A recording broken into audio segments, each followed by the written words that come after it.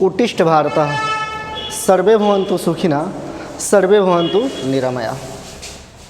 ये जो स्लोगन है आप बच्चों के लिए है।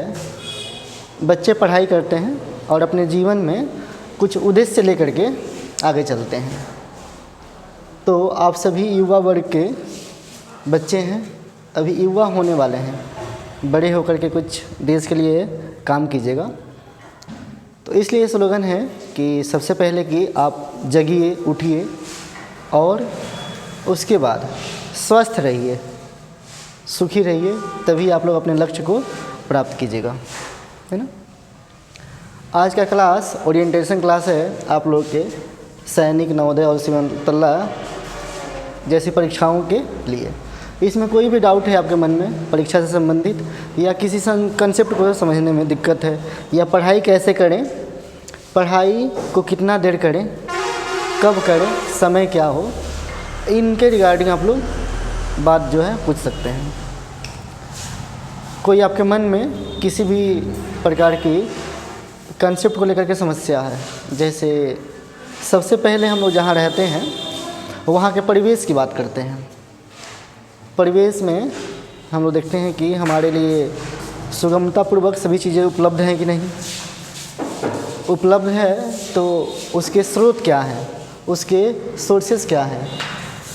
चप्पलों की आवाज़ आ रही है आप लोग, उसके सोर्सेस क्या हैं उसके बारे में पढ़ना। फिर हाइजेनिक जो कंडीशन है हम लोग के स्वास्थ्य के लिए उसके बारे में बात करना। फिर जहाँ रहते हैं उस धरती के बारे में, उस एटमॉस्फेयर के बारे में बात करना। तो शुरुआत करते हैं हम लोग अपने शारीरिक समस्याओं से लेकर के, है ना। जैसे कि पढ़ाई के लिए सबसे पहला ज़रूरी है कि हम लोग स्वस्थ रहें। तो स्वस्थ रहने के लिए इंसान को क्या क्या करना चाहिए अपने शरीर को फिट रखने के लिए, इससे संबंधित पहले आप लोग क्वेश्चन पूछ सकते हैं अगर कोई डाउट है, नहीं तो मैं उसके बारे में बताना चाहूँगा। शुरू करता हूँ मैं। जैसे मानव की सबसे बड़ी जो नीड है वो है भोजन। किसी भी इंसान की पहली जो नीड है वो है भोजन, मीन्स फूड। हम लोग चाहे पैसा कितना भी कमा लें, सपोज मेरे पास 10 लाख रुपया हो बट मार्केट में जाऊं तो वहाँ अनाज नहीं बिक रहा हो, वहाँ कोई धान, गेहूँ या आटा, चावल नहीं मिल रहा हो, तो मैं क्या खरीद के खाऊंगा। हो सकता है कि बिस्किट खा लूँ, हो सकता है कि कुछ फास्ट फूड खा लूँ, बट वो कब तक निर्भर रहूँगा उस पर, हमेशा निर्भर नहीं रहा जा सकता है। तो फूड के लिए ज़रूरी क्या है, ग्रेन का होना।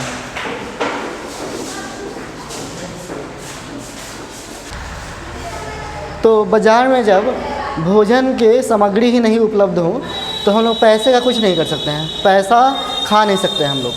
तो इंसान की बेसिक नीड क्या है, फूड। अगर जब फूड से आदमी निकलेगा तो फिर उसके रहने की व्यवस्था, कहीं सर को ढकने के लिए, छुपाने के लिए जगह की आवश्यकता, और इन सब की अनुकूलता के लिए इंसान प्रयास करता है। हम लोग अभी पढ़ रहे हैं, हम लोग चाहते हैं कि नवोदय स्कूल में हम लोग का हो जाए, हम लोग का सैनिक स्कूल में हो जाए, तो उससे फ़ायदा क्या होगा। फ़ायदा ये होगा कि हमारे सपने पूरे होंगे, हमारे घर वाले किसी बात के लिए कुछ परिकल्पना करें तो उसको पूरा कर सकें, हम लोग कुछ सोचें तो उसको पूरा कर सकें, यानी हमारे पास पैसे हो जाए, जीवन आसान हो जाए। पैसे होने का मतलब क्या है कि जीवन को आसान बनाया जा सके, उसके लिए प्रयास कर रहे हैं हम लोग। जब हम लोग का जीवन सुगमता से बीतेगा तो हम लोग फिर समाज के बारे में सोचेंगे कि हमारा समाज कहाँ पे है, इसके लिए हम क्या कर सकते हैं। तो सबसे पहले हम लोग बात करते हैं फूड की, भोजन की। भोजन में हम लोग को क्या खाना चाहिए ताकि हम लोग स्वस्थ रहें। तो आप लोग अपने अपने ओपिनियन बता सकते हैं। यस, ऋषभ से मैं पूछूंगा, खाना में आपको क्या खाना पसंद है, पसंद क्या है और क्या खाना चाहिए ये बताना। दोनों खाना क्या अच्छा लगता है आपको? चावल। कौन सा चावल? राजमा चावल। अच्छा ठीक है। उसमें भी क्या होता है ना, कुछ ऐसे राइस होते हैं जिसमें विटामिन ए मिलता है। वैसे राइस में मिलता है हम लोग को कार्बोहाइड्रेट, जो भी मीठे चीज़ होते हैं उसमें मिलता है कार्बोहाइड्रेट। और कार्बोहाइड्रेट एनर्जी का स्रोत होता है। जैसे मैं एक्टिव रहूँगा जब मुझ में एनर्जी होगा, है ना। तो चावल अच्छी बात है खाना, उससे एनर्जी मिलता है। और कैसी एनर्जी मिलता है? एनर्जी के 2 टाइप होते हैं। जैसे एक एनर्जी जो खाएं तो उसी समय एक्टिव मोड में आ जाए, और एक एनर्जी जो छुपी हुई हो, आज खाएं तो बरसों बाद वो दिखे। इसको ऐसे हम लोग बोलते हैं एनर्जी के 2 टाइप का, काइनेटिक एनर्जी और पोटेंशियल एनर्जी। जबकि अगर वही हम लोग खाने के मामले में बात करें तो एक वैसे एनर्जी है जो आज खाएं अभी फ़ायदा करे, और एक एनर्जी जो आज खाएं तो बरसों बाद। तो इसमें क्या होता है कि जो कार्बोहाइड्रेट होते हैं वो अभी खाएंगे अभी काम करना शुरू हो जाता है, उसे बोलते हैं इंस्टेंट एनर्जी, क्षणिक ऊर्जा। जबकि कुछ ऐसे भोज्य पदार्थ हैं, जैसे मांस खाएं हम लोग, तो मांस आज खाएंगे तो उसके असर बाद में दिखेंगे, हम लोग मोटे हो जाएंगे, है ना। तो उसके असर बाद में दिखता है।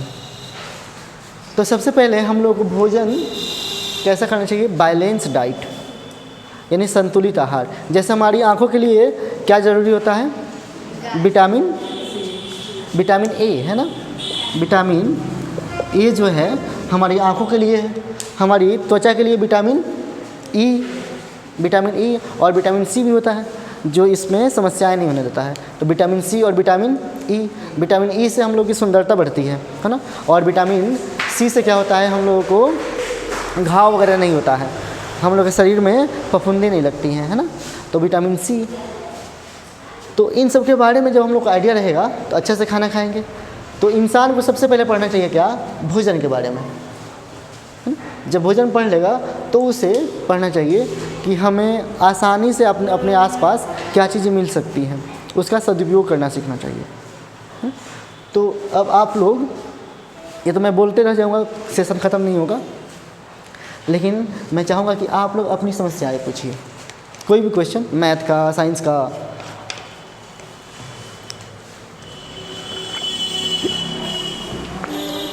ठीक है, कौन शुरू करेगा पहले? कोई भी क्वेश्चन लाइए।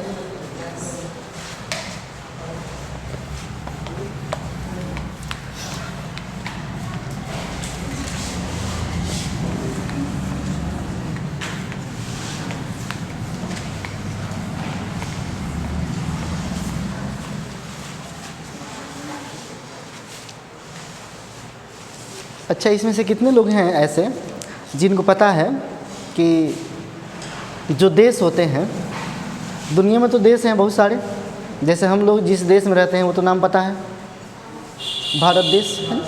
तो ऐसे और कितने कंट्रीज़ दुनिया में हो सकते हैं या हैं? लगभग 200 के आसपास, है ना। लगभग 200 कंट्रीज़ हैं दुनिया में, है ना।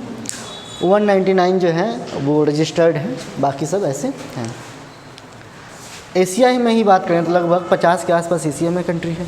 ऐसे ही अदर भी कंटिनेंट में अलग अलग कंट्री हैं, है ना। सबसे ज़्यादा कंट्रीज़ जो हैं आपको मिल जाएंगे यूरोप में, छोटे छोटे कंट्रीज़ हैं तो बहुत ज़्यादा कंट्रीज़ वहाँ पे आपको मिल जाएंगे। अब बात करते हैं हम लोग कि हम लोगों ने एक दिन बात किया था कि कंट्री के अंदर कंट्री, है ना, देश के अंदर देश। तो वो कौन कौन से देश हैं जो दूसरे देश के अंदर हैं, उनका नाम बताना चाहें? बता देंगे आप लोग नाम। पहला वेटिकन सिटी, वेटिकन सिटी। ये कौन से देश में है? इटली देश में, है ना। ये इटली देश में। दूसरा लेसेथो,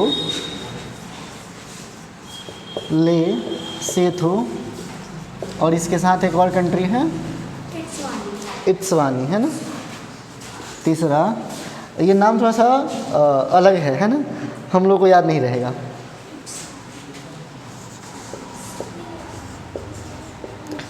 इत्स्वानी। ये दोनों कंट्री जो है अफ्रीका महादेश में है ना, अफ्रीका महादेश में। अफ्रीका महादेश है, बट हम लोग बात कर रहे हैं कि देश के भीतर देश, तो ये किस देश के अंदर है? अफ्रीका महादेश है। अब मैं पूछ रहा हूँ देश का नाम क्या था? दक्षिण अफ्रीका, साउथ अफ्रीका है ना, इट वाज साउथ अफ्रीका। हम लोग दोनों नाम में कंफ्यूज नहीं होंगे। अफ्रीका महादेश का नाम है और ये एक देश का नाम है ना। तो अफ्रीका एक बृहत भूभाग में फैला हुआ महादेश है, जबकि साउथ अफ्रीका एक छोटा सा देश है। चूँकि ये अफ्रीका महादेश के दक्षिणी हिस्से में है, इसलिए इसका नाम क्या है? South Africa. और अफ्रीका में ये दोनों हैं। तो ये 3 कंट्री है, इनमें से ये जो वेटिकन सिटी है ये दुनिया का सबसे छोटा देश है। This is the smallest country in the world, smallest country in the world. Yes, doubt भी पूछते रहेंगे आप लोग। ये वेटिकन सिटी जो है याद कैसे रहेगा आप लोगों को? इसके नाम को देखिए तो इसमें सिटी है, और सिटी मतलब शहर। इसके नाम में ही शहर है, तो ये छोटा सा शहर हो सकता है, बट इसका नाम रख दिया गया क्या है? वेटिकन। जैसे हम लोग गांव में आप लोग सुनते होंगे अक्सर, किसी का नाम होता है दरोगा यादव, है ना, और कोई भी नाम ऐसा, दरोगा यादव जुबान पे आ गया तो मैंने बोल दिया। तो क्या वो दरोगा नाम रख लेने से दरोगा तो होगा नहीं, है ना। किसी का नाम होता है मंगरू, तो जरूरी नहीं कि वो मंगरू टाइप का ही व्यवहार करे। तो यहाँ वेटिकन सिटी से याद रखेंगे ये सबसे छोटा कंट्री है ना। और इन दोनों का नाम ही अलग अलग है, लेसेथो, एत्स्वानी। आप लोग मैथ के क्वेश्चन लाइए, कुछ डाउट्स निकालिए आप लोग। ये तो मैं अपनी तरफ से बता रहा हूँ ना, आप लोग के अपने क्वेश्चन होने चाहिए।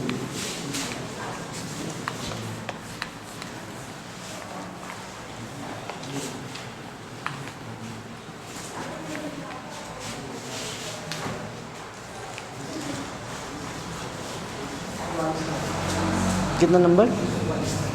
22। इसमें 22 है? 22 हमको तो नहीं दिख रहा है इसमें क्वेश्चन। 44।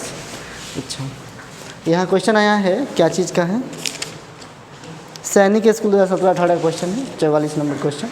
आप लोग देख लीजिए, ढूंढ लीजिए, पहले क्वेश्चन पढ़ लीजिए, ढूंढ लीजिए।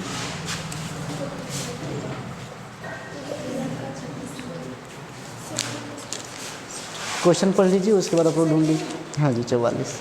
एक लड़का 40 मीटर लंबाई और इतना मीटर चौड़ाई। यस, मिल गया। चलिए अब हम कोई किताब ले लें। क्वेश्चन है, एक लड़का है, लड़के का नाम है विशाल, क्योंकि क्वेश्चन भी विशाल का है। एक लड़का 40 मीटर लंबाई और 25 मीटर चौड़ाई के तैयार क्षेत्र के चारों ओर। सबसे पहले एक आयत का निर्माण हम लोग कर लेंगे। आयत को इंग्लिश में क्या बोलते हैं? Rectangle. Yes, it is rectangle, आयत। और आयत में आमने सामने की भुजाएं क्या होती है? बराबर होती है। मतलब ये जो होगा उतना ही ये होगा, जितना ये होगा उतना ये होगा। बोला गया है एक आयत, एक लड़का 40 मीटर लंबाई, यानी यहाँ से यहाँ तक लंबाई कितनी है? 40 मीटर, और 25 मीटर चौड़ाई, यहाँ से यहाँ तक चौड़ाई कितनी है? 25 मीटर, 25 मीटर। आयताकार क्षेत्र के चारों ओर चक्कर लगाता है। वो यहाँ से चलना शुरू करता है, पहले यहाँ जाता है, फिर यहाँ, फिर यहाँ, फिर यहाँ पहुँच जाता है ना। वह उस क्षेत्र के 4 राउंड लगाता है। अब एक बार की बात नहीं है, ये 4 बार जाता है। तो पहले हम लोग ये निकालेंगे कि एक बार में कितना दूरी तय किया होगा, फिर 4 चक्कर में उसमें 4 से मल्टीप्लाई कर लेंगे। पूछा गया है कि वह कितनी दूरी तय करेगा। तो मुझे लगता है कि आप लोग को जोड़ आता है तो ये क्वेश्चन बन जाएगा, है ना। ऑप्शन मैं यहाँ लिख देता हूँ। ऑप्शन से पहला ऑप्शन है 4000 मीटर, ऑप्शन बी है 260 मीटर। ऑप्शन सी है 520 मीटर। ऑप्शन डी है 400 मीटर। अब मैं क्लास की सबसे होनहार छात्रा और सबसे छोटी छात्रा से पूछना चाहूँगा, अल्फिया से। मेरे नज़र में दो ही बच्चे जो है अभी हैं, अल्फिया और ऋषभ। आप दोनों पहले यहाँ आ जाए सामने, आ जाइए, आ जाइए ऋषभ।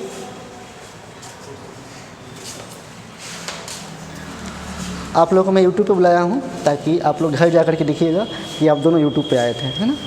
ये हैं ऋषभ, किस क्लास में पढ़ते हैं आप? 2 क्लास में। 2 क्लास में पढ़ते हैं। तो क्या नाम है आपका? ऋषभ कुमार। किस क्लास में पढ़ते हैं? 2 क्लास में। आपका नाम? अल्फिया परवीन। किस क्लास में पढ़ती हैं आप? 2nd क्लास में। ये दोनों बच्चे 2nd क्लास में पढ़ते हैं और अभी से इन लोगों के सपने इतने बड़े हैं जैसे शायद मुझे लगता है कि हम लोग इतने छोटे होंगे तो हम लोग को पता भी नहीं होगा कि सैनिक और नवोदय कुछ होता है। ये बच्चे अभी से नवोदय और सैनिक की तैयारी कर रहे हैं, तो अच्छी बात है। आप दोनों बताएं कि मुझे, इधर देखेंगे आप लोग बोर्ड पे दोनों, मुझे यहाँ से ऐसे जाना है, ऐसे जाना है, ऐसे जाना है, ऐसे जाना है ना। तो मुझे कितना डिस्टेंस चलना पड़ेगा ये बताना है। और मुझे पता है कि जितना ये 25 है इधर का भी 25 है ना, इधर का भी 25 है, ये 40 है तो ये भी 40 है। तो अब यहाँ से फिर से इधर घूम के यहाँ तक आने में कितना दूरी तय करना पड़ेगा ये आप दोनों को बताएंगे यहीं पे खड़े खड़े। यहाँ से यहाँ तक जाने में कितना जाना पड़ेगा? 40। और फिर से यहाँ आने में 25। और 40 और 25 कितना होता है बता दें आप लोग, जोड़ लेंगे हाथ पे। 40 20 ऐसे आ जाएगा, इसको बोल देंगे 40 और 20 कितना होता है? यस, 4 2 65। गुड। मतलब यहाँ से यहाँ तक पहुँचा है वो 65 और इधर से भी तो सेम है ना, तो 65 कितना हो जाएगा? अब आप लोग जोड़ बताएं। यहाँ जोड़ लीजिए, कलम लीजिए, पेंसिल, इसे जोड़िए। यस, दाहिने हाथ से कीजिए, आप ये माइक करिए। 65 प्लस 65। Yes, and good.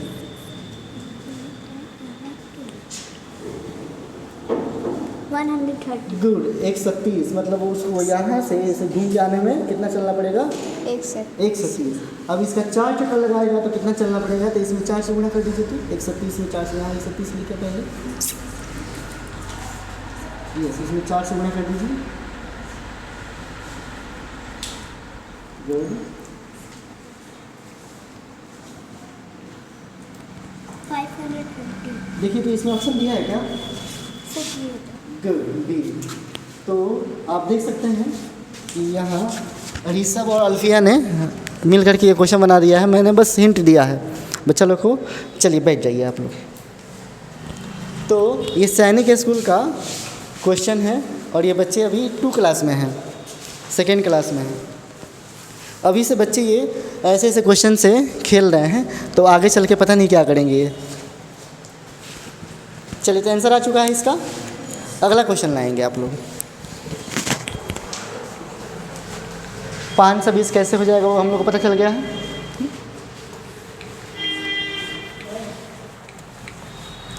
जब तक ये क्वेश्चन आप लोगों के लिए है, सिद्धार्थ से क्वेश्चन है।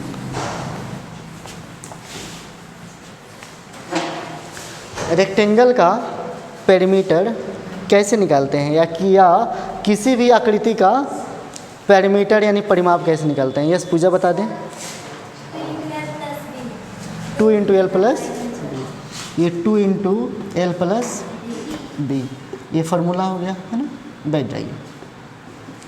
अब मैं पूछूं कि कोई भी ज्योमेट्रिकल शेप है, ज्यामितीय आकृति है, उसका परिमाप निकालना हो यानी पेरीमीटर निकालना हो तो कैसे निकालेंगे, उसकी बात कर लेते हैं हम लोग। सपोज मेरे पास एक ऐसा भूखंड है, ऐसा, इसका परिमाप निकालना है, पेरीमीटर निकालना है।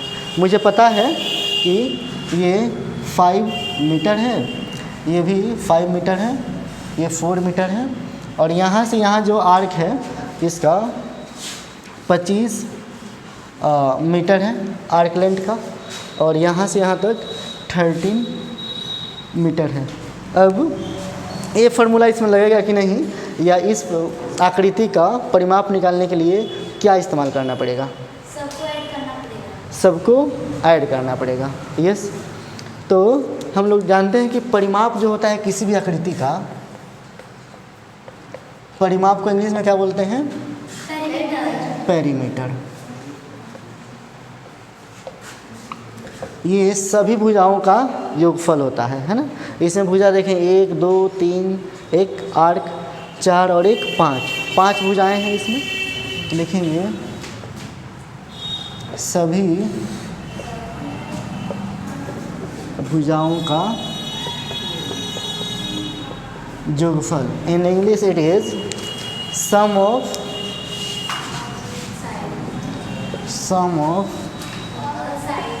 All the sides.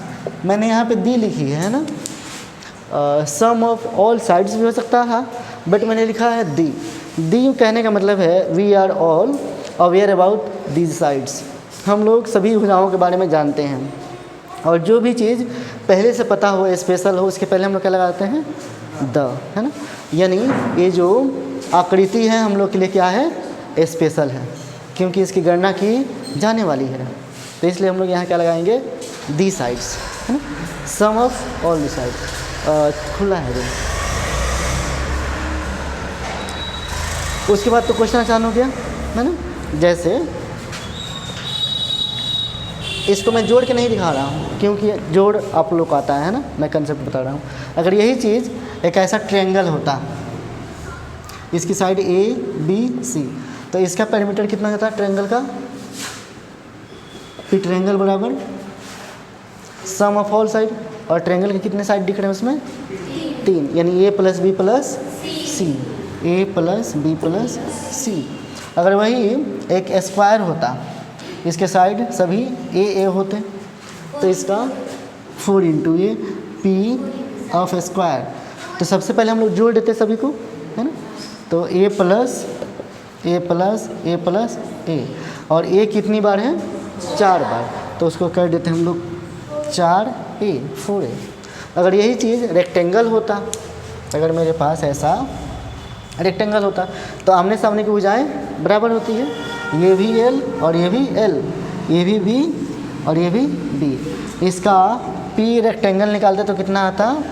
L + B + L + B। L कितनी बार आया है? 2 बार, तो लिखते हैं हम लोग 2L और प्लस 2B। दोनों में B एक जैसा, दोनों में 2 एक जैसा है, तो उसको बाहर निकाल लेते हैं, है ना, कि अच्छा लगे देखने में। तो यहाँ पे L + B हो गया। इसमें से इसको लिखें या इसको लिखें या तो इसको लिखें, तीनों का मतलब एक ही है, तो हम लोग आसानी के तौर पे इसका इस्तेमाल कर लेते हैं, तो इसको लिखेंगे, है ना। वैसे ही, ठीक वैसे ही जैसे यहाँ पे 4A लिखा है, ऐसे 4 बार करने से अच्छा है कि एक बार कर लें। यहाँ पे हम लोग एक बात करते हैं मल्टीप्लिकेशन और एडिशन की, है ना। यहाँ 4 बार एडिशन करना पड़ता, यहाँ 3 बार, यहाँ भी 4 बार एडिशन करना पड़ता, और लास्ट में देख रहे हैं कि यहाँ फाइनली मल्टीप्लाई कर लिया है, यहाँ मल्टीप्लाई कर लिया गया है।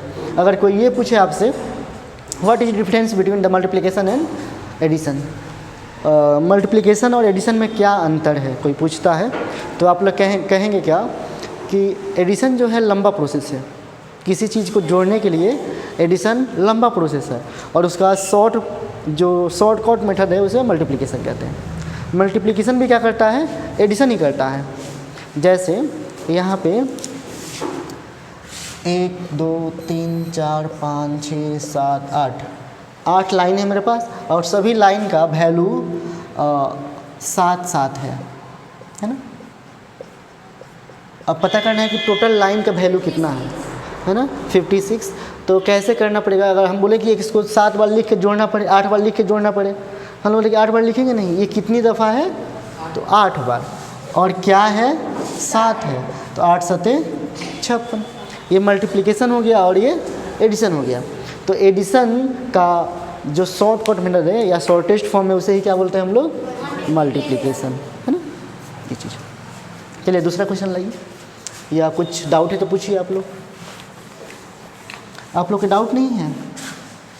आप लोग के हाथ में कितनी उंगलियां हैं? 5। पांचों उंगलियों के नाम पता है आप लोगों के? आप लोग को पता है? चलिए मैं बुलाऊंगा अब किसको बुलाऊं, किसको बुलाऊं, किसको बुलाऊं? यस अफसा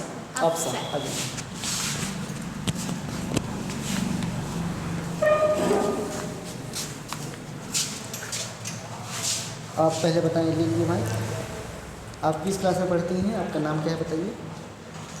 अफसा परवीन, किस क्लास में पढ़ती हैं? 4th। 4। आप इन पांचों उंगलियों के उर्दू में क्या नाम है बताएंगे? आमीन, अमानत, जन्नत, शहादत, फ़र्ज। तो देखिए ये पांचों उंगलियों के नाम हैं, है ना।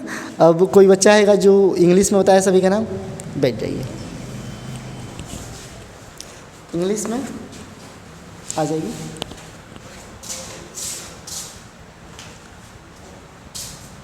आपका नाम क्या है बता दें सिर्फ? राजनंदिनी। आप सिर्फ पांचों उंगलियों के नाम बता दीजिए, माइक लीजिए। Thumb finger, index finger, middle finger, ring finger, little finger. Good, बैठिए। तो देखिए सभी बच्चे जो हैं अपने उंगली का नाम जानते हैं, है ना। तो वैसे ही आपके आसपास जो भी चीज़ें होती हैं ना उसका नाम पता होना चाहिए, है ना।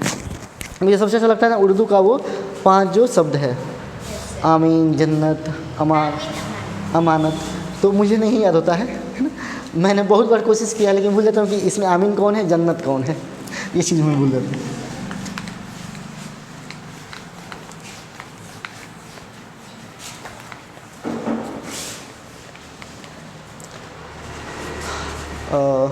कोई क्वेश्चन है या कुछ डाउट है मन में? साइंस से रिलेटेड, ज्योग्राफी से रिलेटेड पूछ सकते हैं आप लोग।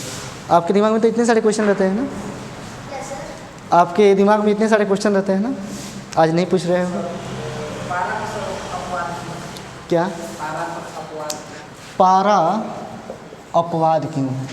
एक्चुअली पारा जो होता है ये मेटल होता है ना, बट ये लिक्विड फॉर्म में होता है। एक लौता ये एलिमेंट है, सबसे पहले ये एलिमेंट है, तो एलिमेंट के बारे में बात कर लेते हैं कि एलिमेंट होता क्या है। हम लोग को धरती के अंदर से जो भी चीज़ें मिलती हैं, है ना, और वो प्योर फॉर्म में होता है, शुद्ध फॉर्म में, उसे एलिमेंट कहते हैं। जैसे सोना हम लोग को मिलता है ज़मीन से, है ना, माइंस के द्वारा, और वो प्योर फॉर्म में होता है, सोना में कुछ भी नहीं मिक्सअप होता है। जैसे हम लोग सिल्वर की बात करें, आयरन की बात करें, है ना, ये सभी प्योरेस्ट फॉर्म में होते हैं। तो इन प्योरेस्ट फॉर्म को हम लोग एलिमेंट कहते हैं, हिंदी में इनको तत्व कहते हैं, है ना, तत्व कहते हैं हिंदी में एलिमेंट। और ये क्या होते हैं? प्योर होते हैं। प्योर कहें तो शुद्ध, है ना? शुद्ध होता है। एग्जाम्पल जैसे हाइड्रोजन का नाम सभी लोग जानते हैं, हाइड्रोजन का नाम, हाइड्रोजन गैस, हाइड्रोजन गैस। इसको इंग्लिश में सिंबल जो इस्तेमाल करते हैं इसके लिए वो होता है H। और वैसे ही हम लोग जो ऑक्सीजन गैस लेते हैं वो भी एक एलिमेंट ही है ना, ऑक्सीजन भी एक एलिमेंट ही है, ऑक्सीजन भी एक एलिमेंट है। और ऑक्सीजन का फार्मूला O, ऑक्सीजन का फार्मूला O। ये दोनों गैस है, जैसे गैस हम लोग को दिखता नहीं है ना, बट दोनों जब मिल जाता है एक प्रोपोर्शन में, यस ऑक्सीजन भी गैस है, जब हम लोग सांस लेते हैं तो एयर में आता है,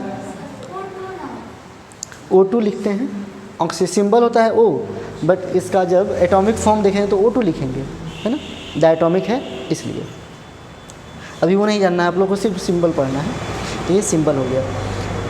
ये अलग अलग गैस है, हम लोग को यहाँ नहीं दिखेगा, बट दोनों कंबाइन होगा एक प्रोपोर्शन में, एक अनुपात में, तो उससे जल बन जाता है। और जल का फार्मूला तो हम लोग को पता है ना, जल का फार्मूला H2O। तो कैसे दो मिल करके एक बना लिया, तो जल भी शुद्ध होता है। जैसे हाइड्रोजन और ऑक्सीजन एक निश्चित अमाउंट में मिलेगा तो जल बनाएगा, तो वो जल जो बनेगा शुद्ध होगा। अशुद्ध कब हो जाएगा?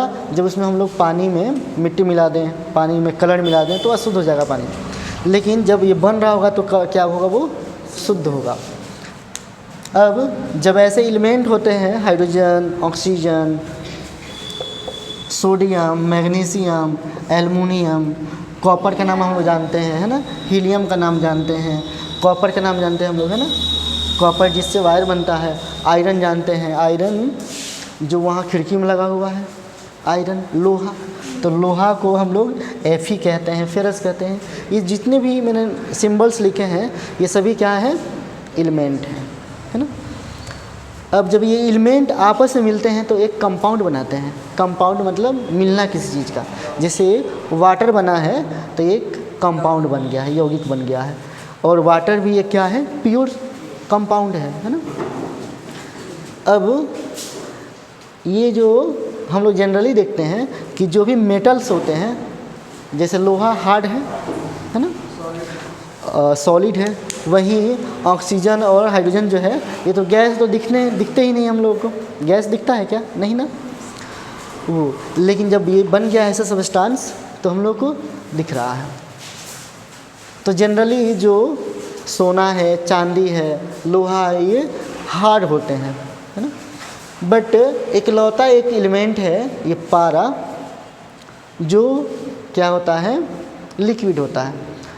अब चूँकि अगर हम लोग एक रड लिए हैं, उसको आग में सेंक रहे हैं रड को, तो कुछ देर के बाद क्या होगा कि वो लोहा गर्म होते होते हमारे हाथ को भी गर्म करना शुरू कर देगा। यानी उसमें हीट क्या हुआ? वहाँ से हीट हमारे हाथों तक आ गया, पहुँच गया। तो ये जो मेटल्स होते हैं, मेटल्स ये गर्म होकर के हीट ट्रांसफ़र करते हैं, है ना। वैसे ही ये भी क्या है? पारा मेटल है, एलिमेंट है। और एलिमेंट में कैसा है? ये मेटल है। और मेटल का गुण क्या है? कि वो हीट ट्रांसफ़र कर रहा है। तो ये हम लोग इस्तेमाल करते हैं थर्मामीटर में। बुखार लगता है तो बुखार चेक होता है ना, बुखार चेक करने के लिए एक लगाते हैं, उसका नाम क्या होता है? थर्मामीटर। तो थर्मामीटर में भरा होता है ये लिक्विड फॉर्म में क्या? पारा। दूसरी बात ये है कि इसको ही क्यों भरा गया? हम लोग उसमें फेरस, एल्युमिनियम, कॉपर, मैग्नीशियम भी डाल सकते थे। तो हम लोग बोले कि ये जो है ना गर्म होने में काफ़ी समय लगेगा और यहाँ से यहाँ तक टेम्परेचर पहुँचने में काफ़ी समय लगेगा, तो आसान नहीं है इसका करना। जबकि पानी जो है आसानी से मूव कर सकता है, हीट ट्रांसफ़र कर सकता है। तो इसलिए हम लोग पारा का इस्तेमाल किस में कर लिए? हीट ट्रांसफ़र करने के लिए किस में? थर्मामीटर में। तो अब कोई पूछेगा आपसे कि हमारे बॉडी टेम्परेचर मेजरमेंट के लिए पारा का इस्तेमाल क्यों करते हैं? तो हम कहेंगे कि पारा एक मेटल है जो हीट ट्रांसफ़र करता है, और चूँकि ये लिक्विड फॉर्म में रहता है इसलिए इसका इस्तेमाल हम लोग कर लेते हैं किसमें? थर्मामीटर में, है ना। ये क्या है? थर्मामीटर। और किस फॉर्म में है? लिक्विड फॉर्म में, यानी द्रव अवस्था में, है ना।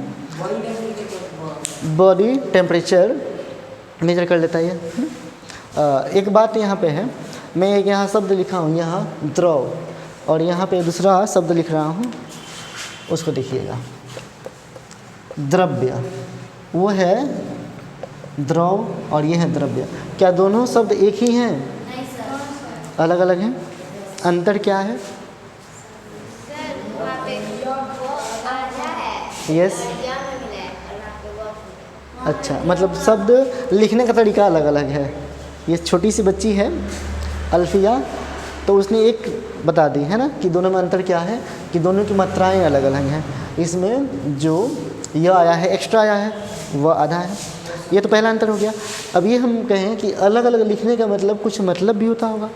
तो द्रव का मतलब क्या है, द्रव्य का मतलब क्या है, अब बड़े बच्चे बताएंगे।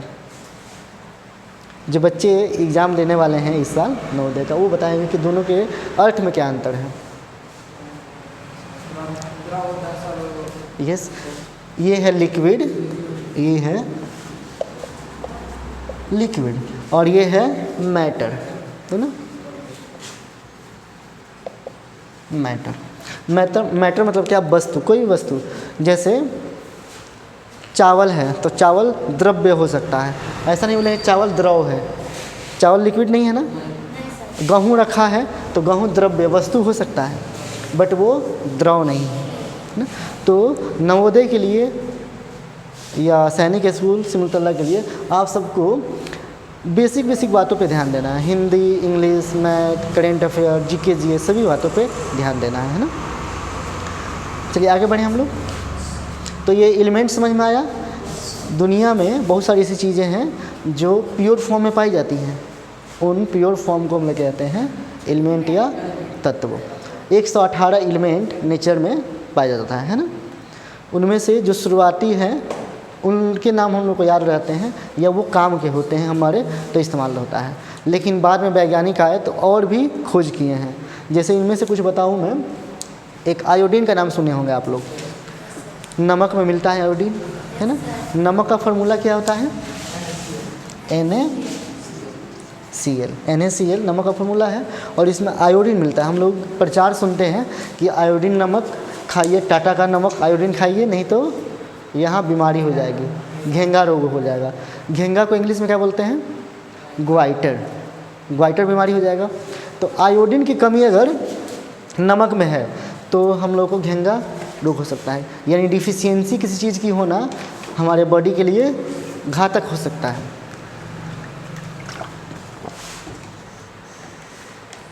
तो आयोडीन में क्या है, एक एलिमेंट है ना।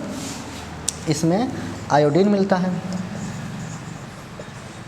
अब आप लोग बोलिएगा कि सर इसमें तो सोडियम है और क्लोरीन है, आयोडीन तो दिख नहीं रहा है ना। तो कुछ अमाउंट में रहता है। ये जो बनेगा आयोडीन, ये जो NaCl बनेगा एक कंपाउंड बनेगा। कंपाउंड में कुछ मात्रा इसके मिलेंगे जो हमारे लिए फ़ायदेमंद होते हैं, है ना।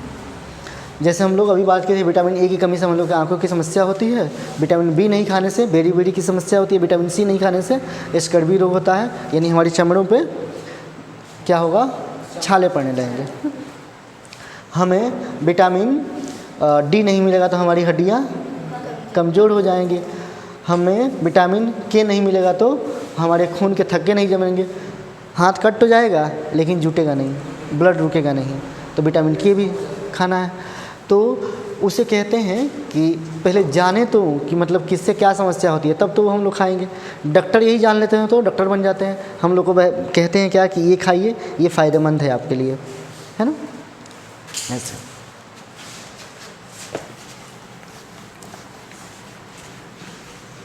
चलिए पूछिए कुछ और। नंदिनी जी, हाँ पूछिए। यस, अब नमक की बात कर लेते हैं कि पानी से कैसे निकलता है। मोदी जी को आप जानते हैं, नरेंद्र मोदी कौन है, वो हमारे प्रधानमंत्री। तो नरेंद्र मोदी जिस राज्य में रहते हैं, जिस राज्य के हैं, जिस राज्य में रहते नहीं, जिस राज्य के हैं, नरेंद्र मोदी हम लोग के क्या हैं, प्रधानमंत्री, PM, प्राइम मिनिस्टर। और इस जिस राज्य से आते हैं उस राज्य का नाम क्या है, गुजरात, है ना। ये जैसे हम लोग बिहार में हम लोग का घर है, वैसे इनका घर कहाँ है, गुजरात में। और गुजरात के ही थे महात्मा गांधी, गुजरात के ही थे महात्मा गांधी, जिनका जन्म हुआ था पोरबंदर गांव में। और डेट क्या थी, 2 अक्टूबर 1969। और इनकी मृत्यु हुई थी 30 जनवरी 1948 को, 30 जनवरी 1948 को। इन्होंने कहा कि देखो भाई, हम हैं इंडिया वाले, अंग्रेज़ों के गुलाम नहीं हैं हम लोग अपना नमक बनाएंगे और नमक पे टैक्स नहीं देंगे। ये कब कहे, तो अप्रैल 1930 में बोले, है ना। अप्रैल 1930 में कहे। उस समय ये बड़े हो गए थे और अपने देश के आज़ादी के लिए काम कर रहे थे। अंग्रेज़ लोग बोलते थे कि आपके यहाँ जो नमक हो रहा है वो नमक पे हम लोग को पैसा दीजिए, फिर नमक इस्तेमाल कीजिए। और नमक हर घर में इस्तेमाल होता है। गांधी जी बोले कि नहीं, हम लोग नहीं देंगे। तो गांधी जी के मन में ये बात चला और डेट थी 12 मार्च। 12 मार्च को गांधी जी ने बोला कि हम टैक्स नहीं देंगे, हम जा रहे हैं नमक सत्याग्रह करने, है ना। तो इन्होंने दांडी मार्च किया। 12 मार्च को चल दिए कहीं पे। चलते चलते ये पहुँचे तो वहाँ पे इनको पहुँचने में 5 अप्रैल हो गया। 5 अप्रैल को शाम में पहुँचे और 6 अप्रैल को बोले कि आज से हम नमक पे कर नहीं देंगे, टैक्स नहीं देंगे। तो उसको बोला गया नमक सत्याग्रह, या इनके साथ पैदल, गांधी जानते हैं ना, वो पैदल चलते थे। पैदल चलते गए, उनके साथ लोग और भी होते गए। जो भी देखा गांधी जी जा रहे हैं, चलो हम भी चलते हैं, उनके साथ चलते हैं। लोग गए और नमक पे सत्याग्रह को किया। इसको बोला गया दांडी मार्च। दांडी मार्च। यहाँ मार्च का मतलब महीना नहीं होगा, यहाँ मार्च का मतलब होता है कहीं जाना, बहुत सारे लोगों के साथ जाना, उसको कहते हैं मार्च करना, है। तो कब की बात है? 1930 में ये लोग पहुँच तो गए, फिर बोले कि नमक बनाने आना चाहिए ना हम लोगों को। तो बोले कि चलो, समुंदर है यहाँ पे, ये समुंदर है। और कौन सा समुंदर था यहाँ पे? अरबियन सी, अरब सागर। गुजरात के पास क्या है? अरब सागर, है ना। वहाँ पहुँचे और देखे कि समुंदर में पानी क्या होते हैं? खारे होते हैं, नमकीन होते हैं। नमक के पानी खारे होते हैं, जैसे नमक घोल देते हैं, पीते हैं तो खारा लगता है। वैसे महासागर और सागर के पानी भी कैसे होते हैं? नमकीन होते हैं। गांधी जी बोले कि देखो, सागर का पानी यहाँ आ रहा है तो यहाँ मेड़ बांध दो, मतलब डनार बांध दो। उधर से पानी में क्या होता है? लहरें आती हैं ना, पानी में लहरें आती हैं समुद्र के पानी में, और पानी चढ़ता है फिर उतर जाता है ना। तो यहाँ से पानी चला और यहाँ किनारे पर पहुँचा, फिर वापस हो गया।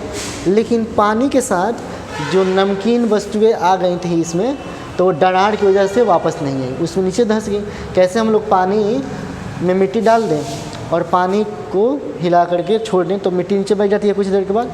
तो वैसे जब इधर से लहरें आई होंगी तो तेज़ी से आने की वजह से उसके साथ नमकीन जो पदार्थ है उसके साथ आ गए होंगे, और बाद में वो गए, पानी से चले गए, लेकिन उसका नमकीन पदार्थ यहाँ पे बचा रह गया।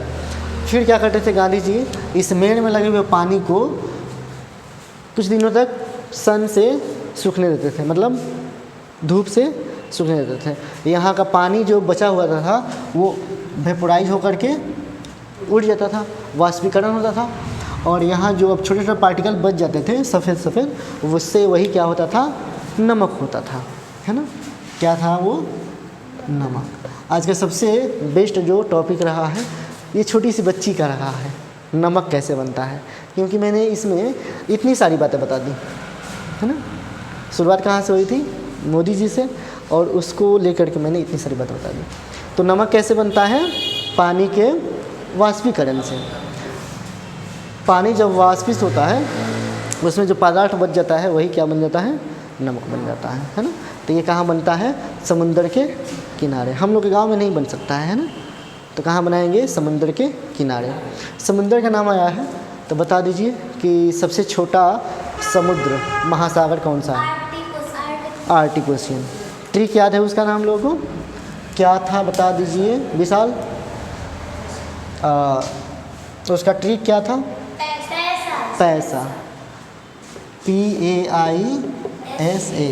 और गांधी जी क्या बोले कि पैसा हम लोग नहीं देंगे। गांधी जी बोले थे ना कि नमक के लिए हम लोग पैसा नहीं देंगे। दांडी मार्च किए और इसका नाम क्या था? नमक सत्याग्रह या नमक आंदोलन कह सकते हैं, यानी नमक के लिए आंदोलन करना और पैसा नहीं देना। पैसा नहीं देने से, पैसा से याद रहेगा हम लोगों को कि ये किस पैसे की बात हो रही है? महासागरों वाले पैसे की। कि P से प्रशांत महासागर या पैसिफिक, A से अटलांटिक महासागर, I से इंडियन ओशियन, और A से साउदर्न ओशियन, और A से आर्टिक ओशियन। तो सबसे छोटा ये, सबसे बड़ा ये, मझला ये, संझला ये और चौथा ये। याद रहेगा। चलिए आगे लेते हैं। कोई और क्वेश्चन, कोई और बच्चा पूछेगा ऐसा क्वेश्चन? ऐसे ही कुछ अच्छा पूछिए, जैसे कि हमको ताज्जुब हो रहा है कि वो लड़की जो आज बोर्ड पे आई थी, छोटी सी बच्ची, वो ऐसा क्वेश्चन पूछी है कि नमक कैसे बनता है। अच्छा है, यही बच्चे देश के भविष्य हैं। यस, पूछें। आज रात में 9 बजे तक वीडियो ये आ जाएगा यूट्यूब पे, है ना।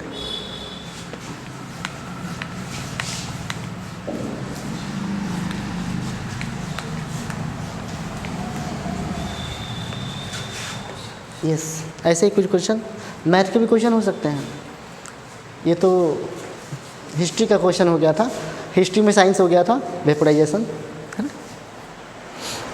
यस, कोई क्वेश्चन आ रहा है? चलिए मैं ऋषभ से, यस ला दिए। कितना नंबर? 17। यस, ये क्वेश्चन थोड़ा सा अटपटा है, देखने में अटपटा लग रहा है ना। क्वेश्चन पहले देख लीजिए, ढूंढ लीजिए आप लोग। पेज नंबर से नहीं मिल रहा है, आप यहाँ आ जाइए। ऋषभ यहाँ आइए, अपना यहाँ पहले अपना किताब दिखा दीजिए आकर के। यहाँ मेरे पास आ जाओ, किताब लेके आ जाओ। किताब दिखा दीजिए अपना इधर। देखिए ये बच्चा खेलने कूदने की उम्र में इतना मोटा किताब ढो रहा है। अच्छी बात है, जाइए ढूंढिए तो इसमें क्वेश्चन। यहाँ देखिए अल्फिया के पास।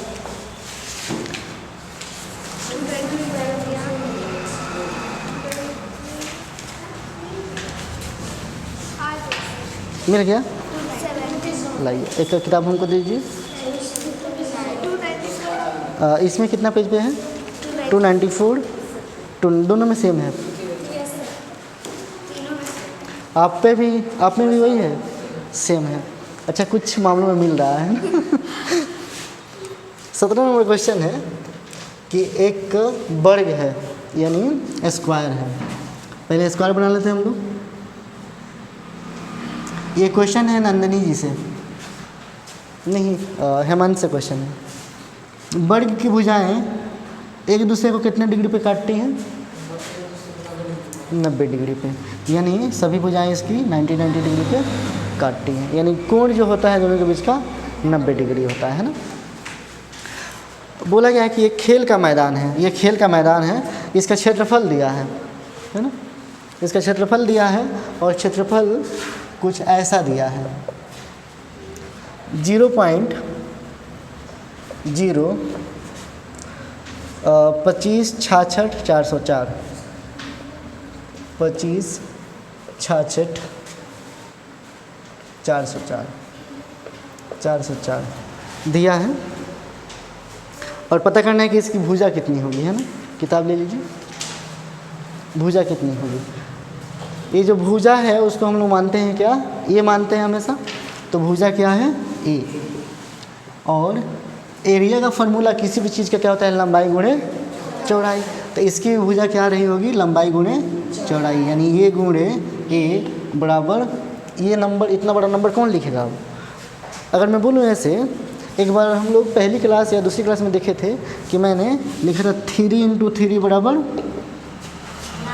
9, या इसी को मैंने लिखा था कि 3 का स्क्वायर।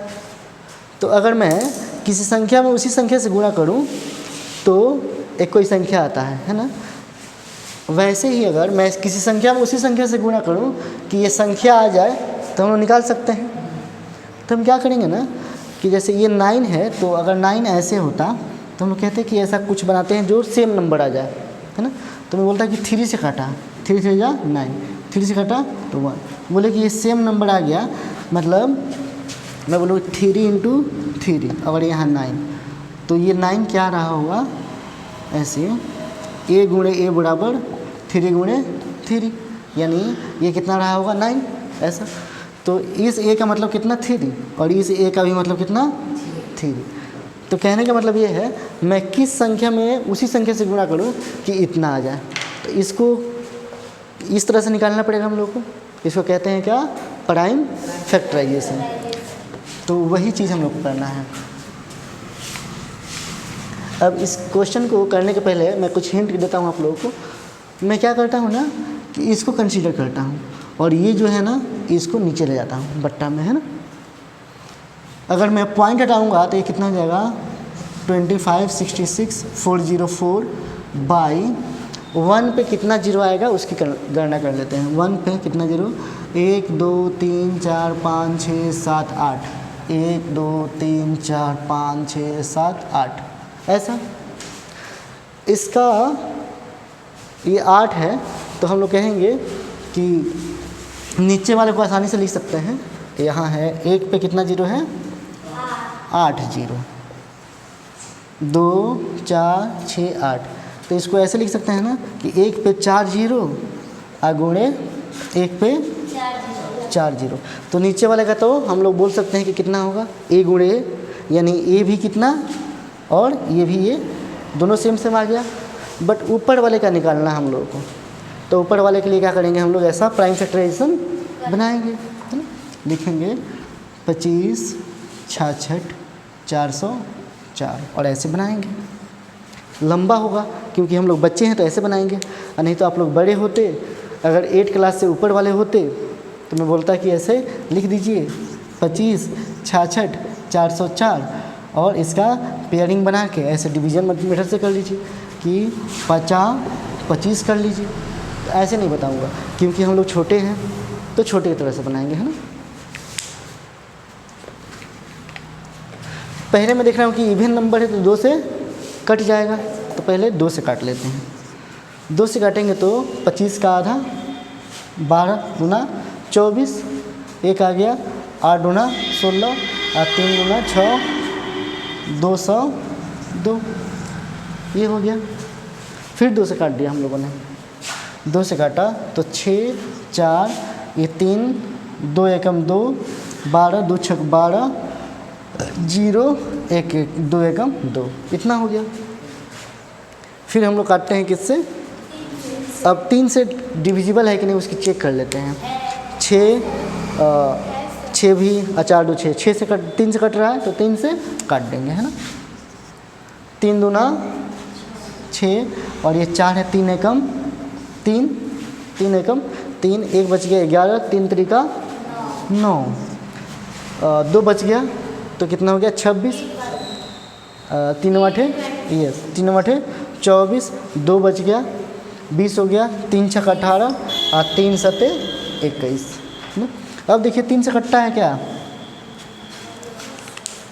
2 1 3 कट गया, 3 कट गया, ये कट गया 8 7 15, फिर से 3 से कट जाएगा, है ना। मैं क्या कर रहा हूँ कि जोड़ के देख रहा हूँ कि 3 से कट रहा है कि नहीं, सम ऑफ डिजिट। जैसे ये है 33 अल्फिया और ऋषभ के लिए 33 3 से कटता है क्या, 3 1 जा 3 कट गया, 3 1 जा 3। अगर मैं ऐसे बोलूँ कि 3 3 6 कितना होता है, 3 3 कितना होता है 3 + 3 6, और ये 6 जो है 3 से कट रहा है ना, 3 2 6। तो अगर ये इसका सम 3 से कट रहा है तो ये नंबर भी किससे कट रहा होगा, 3 से कट रहा होगा, है ना। ऐसे कर रहे हैं हम तो 3 से काटे, 3 7 21, ये 3 एकम 3 3 दूना 6 26 हो गया, 3 8 24, 2 3 9 27। ऐसे थोड़ा सा लंबा ही होगा ना, लेकिन बन तो जाएगा ना, हम लोग उसे बेसिक कंसेप्ट लगाएंगे तो बन जाएगा। फिर 3 से कट जाएगा क्या, कट जाएगा तो कर लेते हैं। 3 दूना 6, 3 7 21, सही है, गलत है ना। 3 एकम 3 6 2 बचा तो 21 हो गया, 3 7 11 हुआ, इसलिए 3 त्रिका 9, ये हो गया 22, 3 7 21, 3 6 18, 3 त्रिका 9। अब उसको मिटाना पड़ेगा,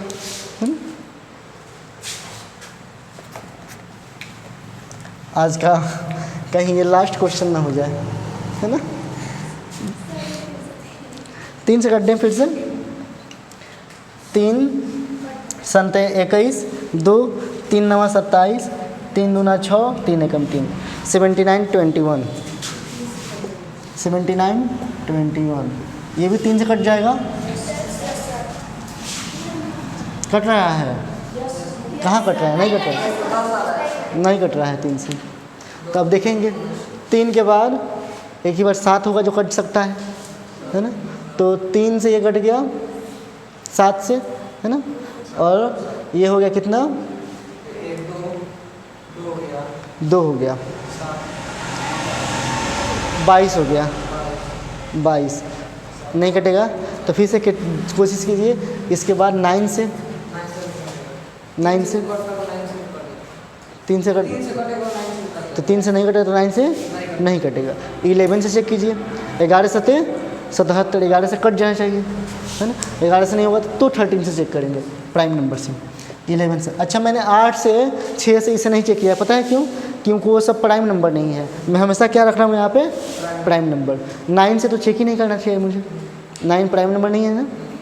तो 11 से 13 से 17 से ऐसे चेक करेंगे। 11 7 जा 77, कितना बच गया? 2 बच गया। तो ये 22, 11 दूना 22 कट गया 11 से। 11 दूना 22 और 11 एकम 11, समझ में आया?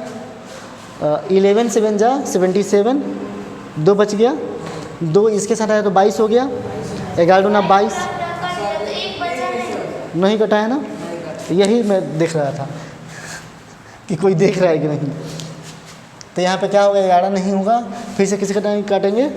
13 से चेक कर लें। 13 छक 78, 1 बच गया, 12 हो गया, नहीं कटेगा। यानी वो कितना हो गया है? यहाँ देखिए 7 9 2 1, 13 से काट रहे हैं।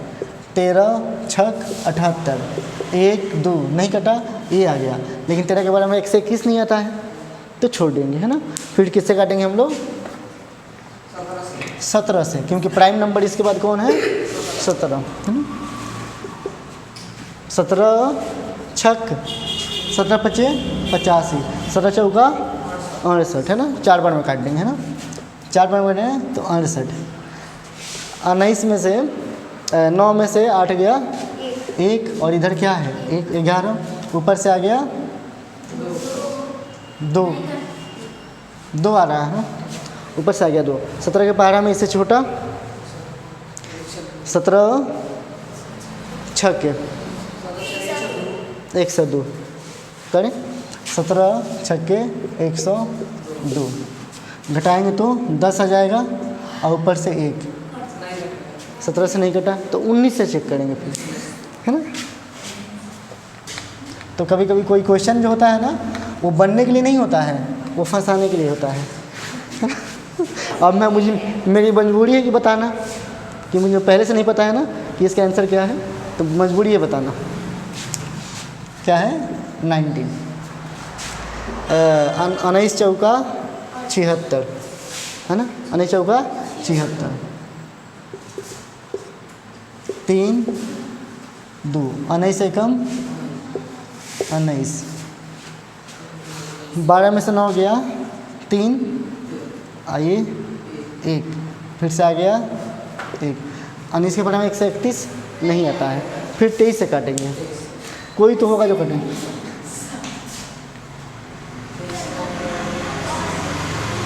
मोबाइल तो है नहीं ना? मोबाइल नहीं है? जाओ मेरे मोबाइल रूम से मोबाइल लाओ, दूसरा वाला। इतना लंबा कौन करेगा? मोबाइल मेरे टेबल, मेरे बेड पे मोबाइल होगा, ले आओ। 23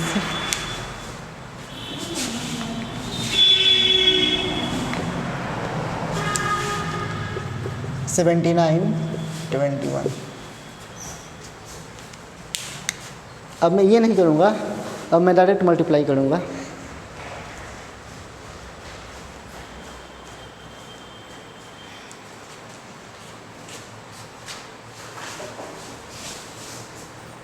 जब तक अपना दिमाग लगाइए।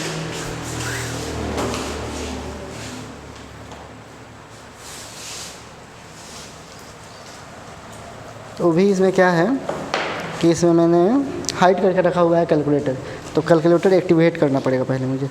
डिजेबल है क्योंकि इसका इस्तेमाल करता नहीं हूँ मोबाइल का।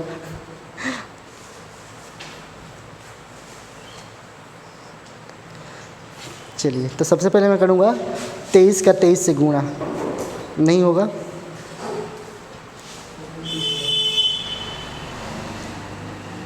7921 डिवाइडेड बाई 23, नहीं कट रहा है 23 से। इसके बाद 29 नहीं कट रहा है। इसके बाद कौन होता है 31 से नहीं कट रहा है। इसके बाद 37 से नहीं कट रहा है।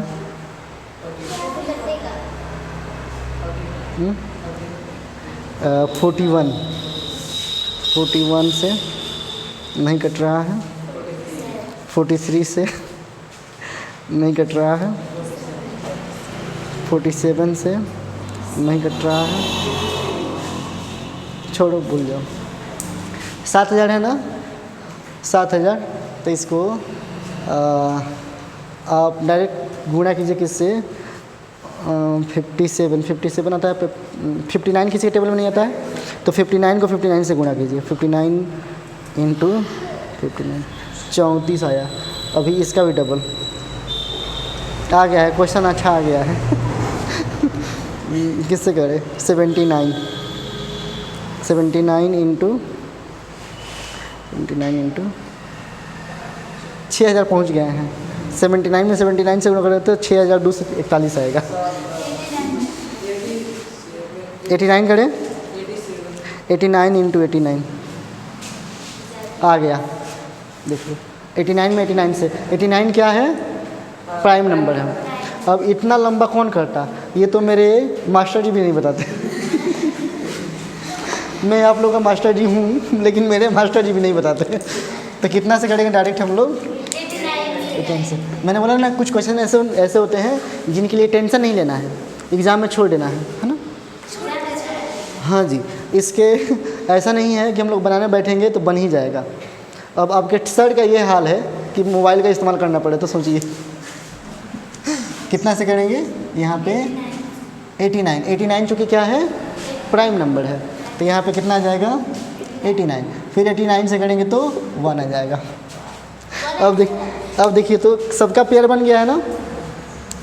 अब यहाँ a इंटू ए लिखेंगे। अब मैं मिटाऊँ किसको, कहाँ लिखूँ, यहाँ पे लिखता हूँ, ठीक है, उसके नीचे में।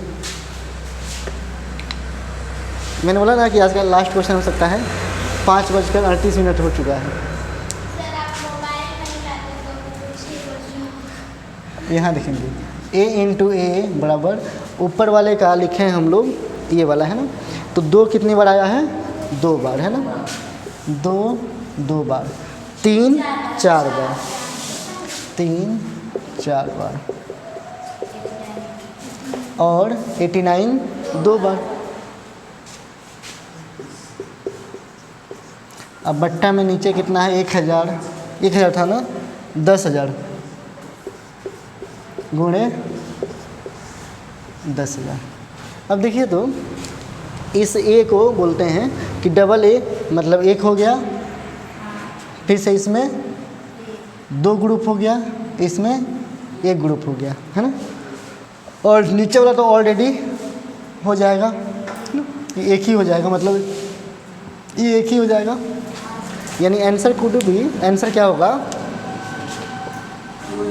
ए निकालना है, भुजा निकालना है, यानी ए निकालना है सिर्फ। तो यहाँ ए बराबर लिखेंगे, ए बराबर सब में से 1 छांट लेंगे। ये 2 है तो 1 ले लेंगे, यहाँ 3 है तो 1 3 ले लेंगे, यहाँ भी 3 है तो 1 3 ले लेंगे। अच्छा, ये बात होगा ना, ये एग्ज़ाम में पूछा गया होगा, ये सब्जेक्टिव क्वेश्चन रहा होगा, है ना। ऑब्जेक्टिव क्वेश्चन है नहीं, आंसर तो दिया नहीं कि हम लोग ट्रायल कर सकते हैं। आगुणे आंसर दिया होगा, बट सॉल्यूशन इसका लंबा है ना। नीचे में कितना हो जाएगा, 10,000। सब्जेक्टिव क्वेश्चन है ना। अब देखिए तो ऊपर कितना आ गया, अब इसको फिर से गुणा कर लीजिए। 89 गुणे 3, 89 गुणे 3 गुणे 3 गुणे 2, 16 से 2 आ गया है ना, ये आ गया 1602। अब बट्टा में आ गया 1000 नहीं 10,000, 10,000। पॉइंट में लिखेंगे तो कितना हो जाएगा, 3 जीरो तो यहाँ तक आ गया, 4 जीरो यहाँ तक, यानी पॉइंट है ना, ये 5 डिजिट है ना, तो 0.0.1602 आंसर हो जाएगा। और